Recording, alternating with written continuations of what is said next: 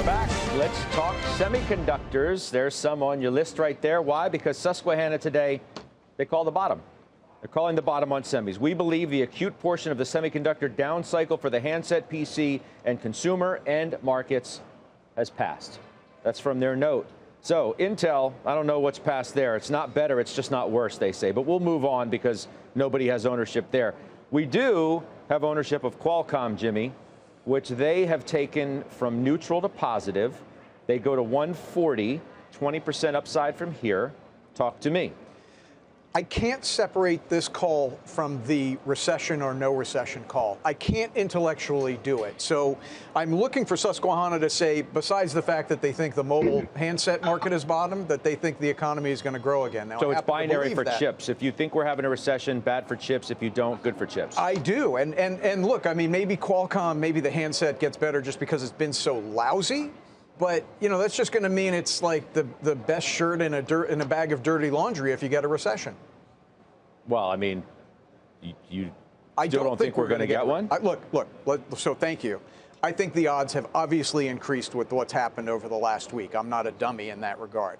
I do still think there's a reasonable path to a soft landing here. It requires actions from the Fed that we already discussed. If they do that, there is enough cushion in this economy. Look at jobless claims. I know it's backward looking. Look at where GDP estimates are. I know it's backward looking, but there's enough cushion in this economy to withstand the lagged effects of what the Fed's done. And if that's the case, then yeah, handsets and PCs should pick back up from pretty low trough levels. Bren, what about NVIDIA, which you own? Not mentioned specifically in this note, but it's been, you know, the outperformer for certain. It has, and I think that's really because when we look at NVIDIA's business, they are so innovative. There are clear growth avenues despite what might be happening in the broader economy, and they're working through inventory problems that they had. But I do worry about this call in general because I think it's ignoring the fact that the economy could start to slow and you could start to see demand slow just as the inventory problems are resolving themselves and potentially getting worse as more supply starts coming online later. Rich Saperstein, dangerous time to make this kind of a call for such a economically sensitive part of the tech universe? Well, we really never really owned any chip stocks. And then after I read Chip Wars by Chris Miller, I realized that I'm really rarely ever going to own chip stocks. It's a globally competitive business and long and large CapEx involvement with little payoff. So I'm not a big fan of the industry.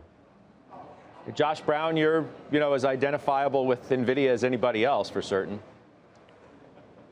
Yeah, but NVIDIA is very far outside the scope of this particular call, which is about handsets. Right. NVIDIA lives in on its own planet. It's a highly volatile stock. It's up 87% over the last 6 months, but that's because of the degree to which it got killed in most of 2022. The stock is an outperformer. It has been for a long time on almost every time frame, but you have to live through some blood-curdling moments here. I agree with what Jim said. If the economy is not going to recover this year or is going to get worse, you probably, broadly speaking, do not want to have a lot of semiconductor exposure because these are highly cyclical names. Every single part of the sector, from the chips themselves to the capital equipment names. So you have to be really optimistic about global growth to want to get very excited about the semis, and I personally am not. All right, yeah, I'm glad you make the distinction too about this call. In terms of bottoming, it's consumer, PC, and handset. They say that industrial and auto have yet to correct. That brings NXP to my mind, which Jim owns as well. So I'm glad you did that. I should have mentioned that off the top.